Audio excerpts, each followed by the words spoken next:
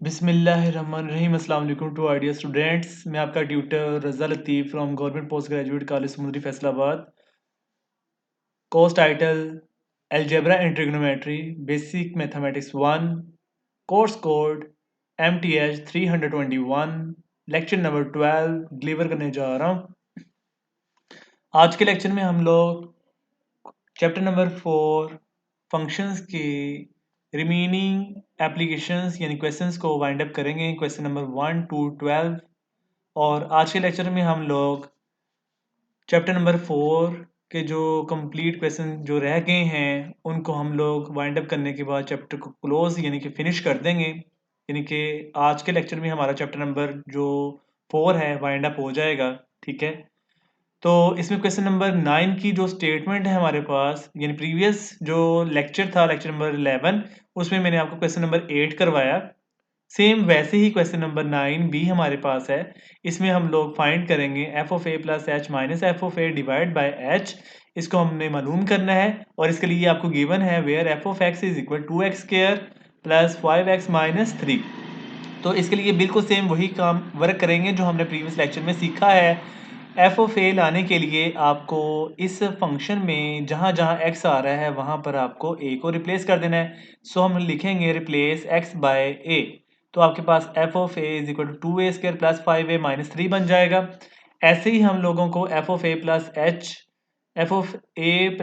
H चाहिए, तो इसके लिए हम लोग क्या करोगे, replace X by A plus H, यानी जहाँ जहाँ एक्स है वहाँ पे ए प्लस एच की रिप्लेसमेंट हो जाएगी यानी पुटिंग हो जाएगी। सो एफ ऑफ एक्स की जगह F of A plus H हो गया इज इक्वल टू इंटू यहाँ पर एक्स की वैल्यू हमने पुट की तो ए प्लस एच का स्क्वायर प्लस 5 इंटू एक्स की वैल्यू पुट की तो ए प्लस एच माइनस 3।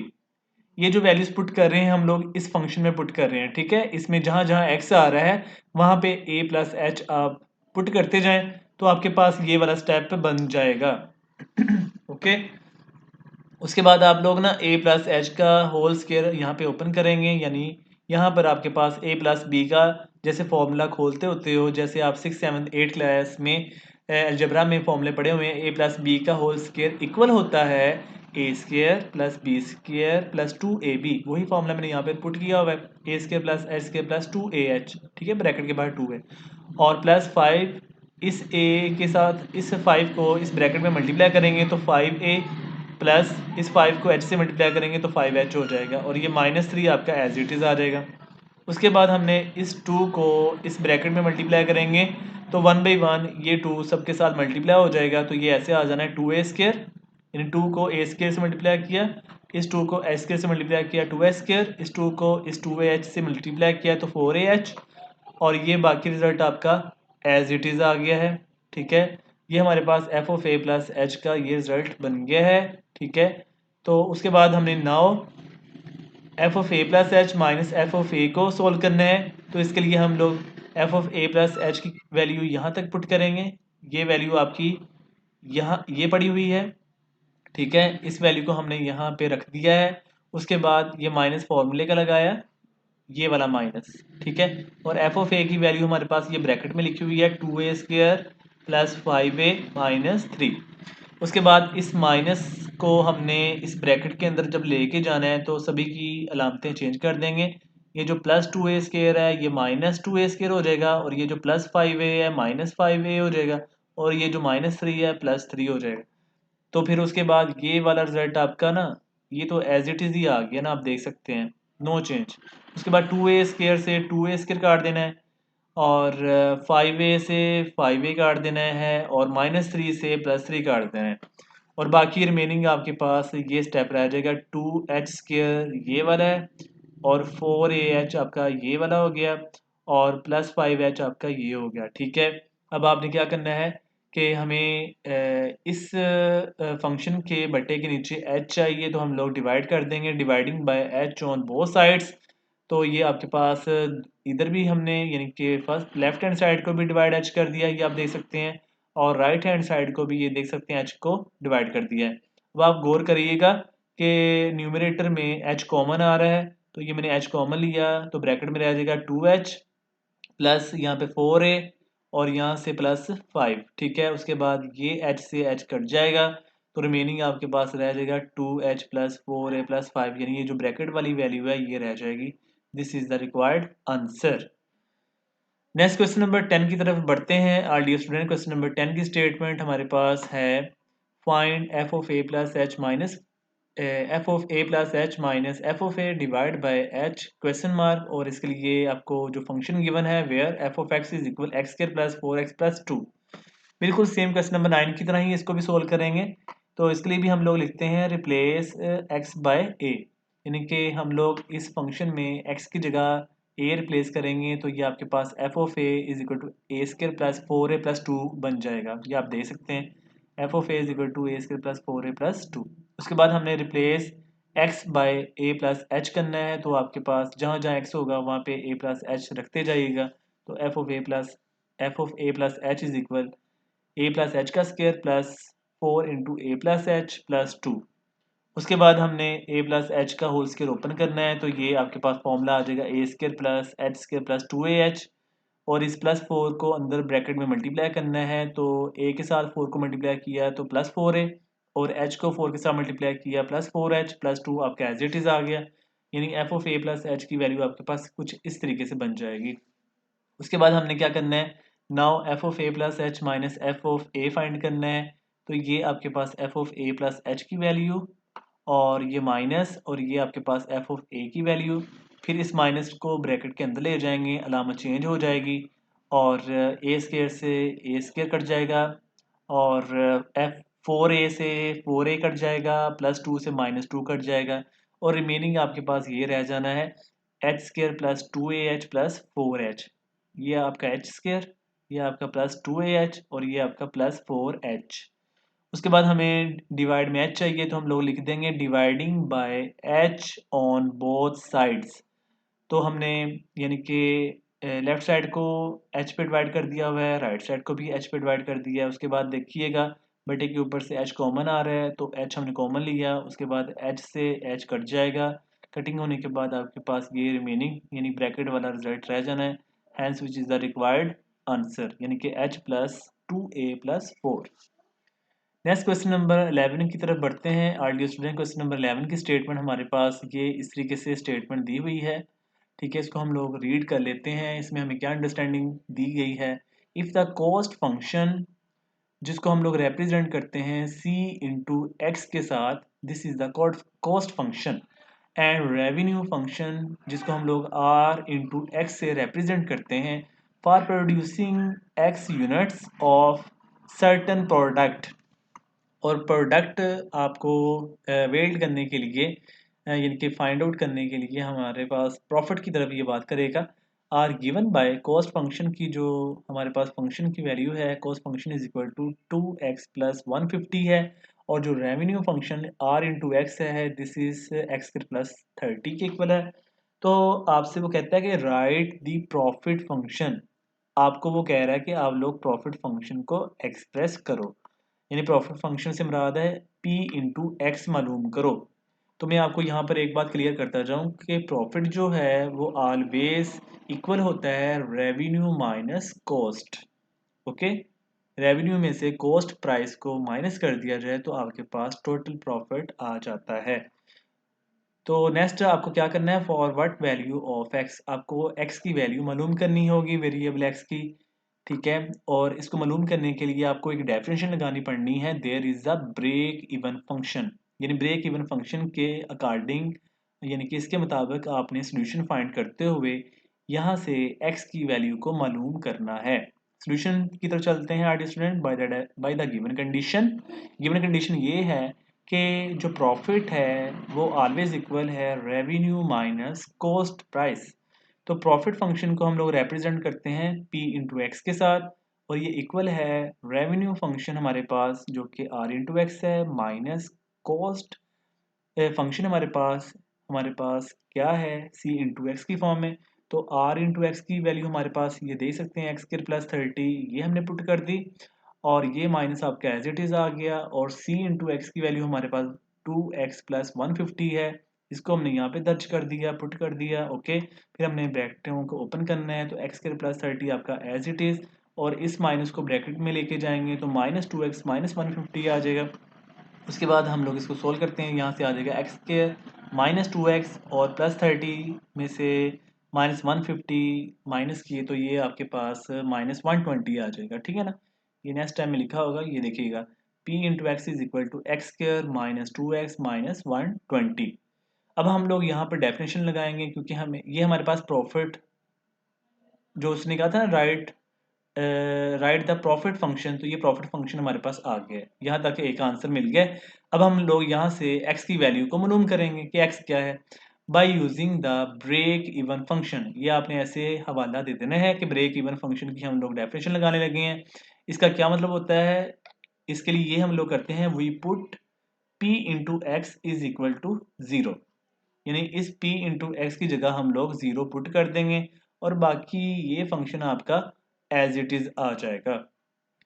उसके बाद हम लोग यहाँ पर चैप्टर नंबर 5 वो आप सभी स्टूडेंट को मैं ना अंडरस्टैंड भी इंशाल्लाह अपकमिंग लेक्चर्स में करवाऊँगा। उसमें हमारे पास ना क्वाड्रेटिक इक्वेशंस के हवाले से फार्मूलाज होते हैं, फैक्टराइजेशन होता है, कंप्लीटिंग स्क्वायर होता है, क्वाड्रेटिक फार्मूला है, ठीक है।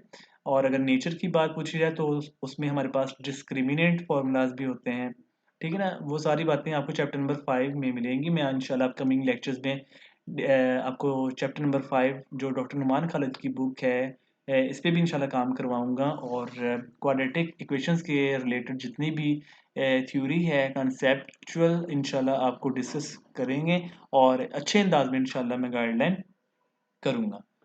तो यहाँ पर अभी हम लोग क्या करने लगे हैं, यहाँ पर हमारे पास फैक्टराइजेशन हो रही है। इस 120 की फैक्टराइजेशन करें तो हमारे पास 12 और 10 बनते हैं, दो ऐसे डिजिट। अगर हम -12 में से +10 माइनस करें तो ये -2 बचेगा और -12 को +10 से मल्टीप्लाई करें तो -120 भी आता है। इट्स मीन के आपके पास एडिशन सब्ट्रैक्शन भी सेटिस्फाइड एंड आपके पास मल्टीप्लिकेशन भी सेटिस्फाइड है। तो यहाँ पर हमने -2x की जगह ये हमने पेयर्स राइट कर दिए हैं, -12x प्लस 10x। उसके बाद हम लोग इसके फैक्टराइजेशन के अकॉर्डिंग हम लोग कॉमन लेंगे। यहाँ से x के -12x में से x कॉमन लिया तो ब्रैकेट में रह जाएगा x -12 और यहाँ से हम लोगों ने +10 कॉमन लेना है तो ब्रैकेट में रह जाएगा x -12। अब आप देखिएगा कि ये ब्रैकेट जो है आपकी कॉमन आ रही है, यानी एक जैसी हो गई है। तो x -12 आपका एक पेयर बन गया और x + 10 आपका सेकंड पेयर बन गया, यानी ये फर्स्ट फैक्टर और ये सेकंड फैक्टर। अब इन दोनों को 0 के इक्वल कर लें तो x -12 इज इक्वल टू 0 आ गया। इट्स मीन कि x की वैल्यू यहाँ से 12 मिल जाएगी और x + 10 is equal to 0, it's mean कि x इज इक्वल टू -10 आ जाएगा। और x की वैल्यू आपकी जो है, यानी कि जो अमाउंट होती है रुपीज़ की फॉर्म में, वो कभी भी नेगेटिव नहीं होती। सो इसलिए हम लोग इसको निगलेक्ट कर देंगे, या इसको हम लोग बुक्स में अक्सर देखते हैं एडमिजिबल का वर्ड आता है तो आप वो भी लिख सकते हैं। नॉट पॉसिबल सॉल्यूशन की बात करनी हो वो भी लिख सकते हैं, ठीक है। आपकी अपनी चॉइस है, जैसे मर्जी लिखते हैं। मैं फिलहाल यहाँ पे नेगलेक्ट का वर्ड बोला है, इट्स मीन कि ये वैल्यू इंक्लूड नहीं है, इसको हम लोग बीच में से निकाल देंगे, ये स्किप है। तो जस्ट आपके पास x की वैल्यू क्या आएगी, only on x is equal to 12, hence x is equal to 12 is the required answer. ये x की वैल्यू है। तो क्वेश्चन नंबर 12 हमारे पास ए पार्ट कुछ ये पूछा जा रहा है कि इज f 1 to 1। ये हमारे पास लूप आपको गिवन है, आपको ऐसे डायग्राम ये दी गई है। बस आपको ये बताना है क्या ये f जो फंक्शन दिया हुआ है ऐसे फिगर एरो डायग्राम की फॉर्म में, क्या ये फंक्शन है, बस आपको इतना बताना है। और आगे ये पूछा गया है क्या ये 1 to 1 है, यानी कि ये बताएं क्या 1 1 है। बस ये आपसे बात पूछी गई है और इसके रीज़न भी बतानी है कि ये 1 1 क्यों नहीं है। और आपसे ये पूछा गया है why or why not onto, यानी कि ये बताएं कि ऑन टू मतलब क्यों नहीं है, ठीक है। और अगर है तो बताएं, यानी ये आपसे बात पूछी गई है रीज़न की फॉर्म में। तो इसके लिए आपको ये लूप दी हुई है। ये फर्स्ट लूप में आपके पास डोमेन के एलिमेंट हैं जिसमें ए बी सी डी पड़े हुए हैं और सेकंड लूप में रेंज के एलिमेंट हैं जिसमें एक्स वाई जी पड़े हुए हैं। और ये हमारे पास फंक्शन एक्सप्रेस हुआ है फंक्शन एफ की फॉर्म में और इसी फंक्शन पे पूछा हुआ है क्या ये 1 1 है, अगर है तो ये क्या क्यों है, अगर नहीं तो क्यों, ठीक। तो हम लोग देख लेते हैं कि इसमें डोमेन के एलिमेंट जो हैं वो रेंज के एलिमेंट के साथ तो मिल रहे हैं, बट रेंज जो है वो आपकी रिपीट हो रही है, ठीक है। रेंज का यहाँ पर जो एक एक्स है वो ए से भी मिल रहा है और बी से भी मिल रहा है, ठीक है। लेकिन अगर हम सी की बात करें तो वो वाई से मिल रहा है, एक बार ही है। डी को देखें, जी के साथ मिल रहा है, ये भी एक बार ही है। लेकिन प्रॉब्लम कहाँ पे आ रही है इस एक्स की ए और बी के साथ? वो ये है कि प्रॉब्लम, वो ये प्रॉब्लम हमें यहाँ पे दिख रही है कि यहाँ पर जो रेंज का एक्स है वो डोमेन के ए और बी के साथ रेपिटेशन कर रहा है, यानी कि ये वाला एक एक्स ए से भी मिल रहा है, बी से भी मिल रहा है। तो यहाँ पर आ गई ही रेपिटेशन, यानी एक से ज़्यादा बार एक्स मिल रहा है। तो इसलिए यहाँ पर इसने गड़बड़ कर दी है, यहाँ पर ये प्रॉब्लम क्रिएट हो गई है। तो इसलिए यहाँ पर इस रीज़न की वजह से ये वन वन नहीं होगा। यही मैंने यहाँ पे मेंशन किया है, here f is not one to one because range is repeated. Range is repeated से मुराद है कि एक्स जो है वो ए और बी से मिल गया है। और here f is one, here f is onto, ये ऑन टू है। क्यों? Because range values are completely covered, क्योंकि रेंज के आर एलिमेंट्स जो आर वैल्यूज़ हैं वो सभी के सभी डोमेन के एलिमेंट से मिल रहे हैं, ठीक है ना। तो डोमेन के एलिमेंट से रेंज का मिलना और रेंज के एलिमेंट का कोई भी एलिमेंट खाली यानी एम्प्टी ना बचना, इस बात की रिप्रेजेंटेशन कर रहा है कि ये कम्प्लीटली कवर्ड है, इन सभी मीट कर रहे हैं। सो इसलिए हमारे पास ये ऑन टू है। तो ये मैंने रीज़न दी हुई, आप लोग ऐसे रीज़न बयान करेंगे, here f is onto because range values are covered. तो नेक्स्ट हमारे पास जो बी पार्ट है, बी पार्ट में कहता है इज जी फंक्शन हमारे पास क्या वन वन है, अगर है तो क्यों, why or why not onto, और बताएं ऑन टू है अगर है तो क्यों, ऐसे। तो ये फर्स्ट जो लूप है this is the domain element, और ये जो सेकंड लूप है this is the range element, और ये हमारे पास फंक्शन जी एक्सप्रेस हुआ है। और ये एरो डायग्राम आप लोग शो अप कर दीजिएगा। अब इसमें ए जो है वाई से मिल रहा है, बी वाई से मिल रहा है, सी भी वाई से मिल रहा है, और जो डी है वो जी से मिल रहा है, ठीक है। अगर हम बात करें वन वन की, तो ये वन वन तो बिल्कुल भी नहीं है, क्योंकि आपके पास जो रेंज का वाई है वो डोमेन के ए बी सी से मिल रहा है, यानी एक से ज्यादा बार मिल रहा है, ठीक है। इसलिए यहाँ पर ये क्रैश आ रहा है, यहाँ पर ये बिल्कुल बात ठीक नहीं है। सो हम लोग कह सकते हैं कि G, here ji is not one to one because range is repeated, यानी रेंज आपकी रिपीट हो गई है इस वाई की वजह से। Here ji is not onto, ये अब ऑन टू भी नहीं है, क्यों? क्योंकि आपके पास जो एक्स एलिमेंट, एक्स वैल्यू जो है इस रेंज के अंदर वो किसी से भी मीट नहीं कर रही। वाई तो मीट कर रहा है, जी तो मीट कर रहा है डोमेन के एलिमेंट के साथ, लेकिन जो एक्स है वो किसी से भी मीट नहीं कर रहा है। इसका मतलब है कि जो आपकी रेंज है, रेंज वाली ये जो लूप है ये कंप्लीटली कवर्ड नहीं है, ठीक है। अगर रेंज कंप्लीट कवर्ड होती, यानी कि रेंज के हर एलिमेंट डोमेन के एलिमेंट से मीट कर जाते, तो फिर हम लोग इसको ऑन टू मान लेते। बट ये अभी ऑन टू नहीं है, क्योंकि एक्स किसी से मीट नहीं कर रहा है, इसलिए जो आपके पास रेंज की लूप है ये कंप्लीटली कवर्ड नहीं है। सो हम लोग इसको नॉट ऑन टू कह देंगे।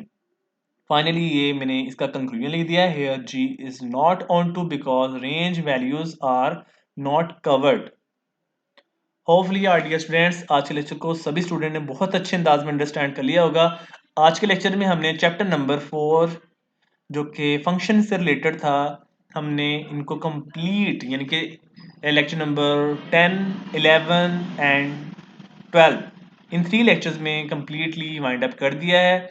अगर फिर भी किसी टाइम में किसी भी बच्चे को, किसी स्टूडेंट को कोई प्रॉब्लम बने तो क्वेश्चन कर सकते हैं, इंशाल्लाह अच्छे अंदाज में गाइडलाइन दी जाएगी। जो स्टूडेंट्स मेरे चैनल पे न्यू हैं, चैनल को लाइक कमेंट सब्सक्राइब करते जाएं, और किसी को कोई प्रॉब्लम हो कमेंट सेक्शन में अपना कमेंट ज़रूर ऐड कीजिएगा, इंशाल्लाह आपके प्रॉब्लम को सोल्व किया जाएगा, ठीक है। तो चैनल्स को लाइक कमेंट सब्सक्राइब करने के साथ साथ बेल आइकन को भी प्रेस कर दीजिएगा, ताकि आपको अपडेटिंग नोटिफिकेशन आसानी मिलता रहे। तो दुआ में मुझे याद रखिएगा सभी। अल्लाह हाफिज़ एंड स्टे ब्लेस्ड।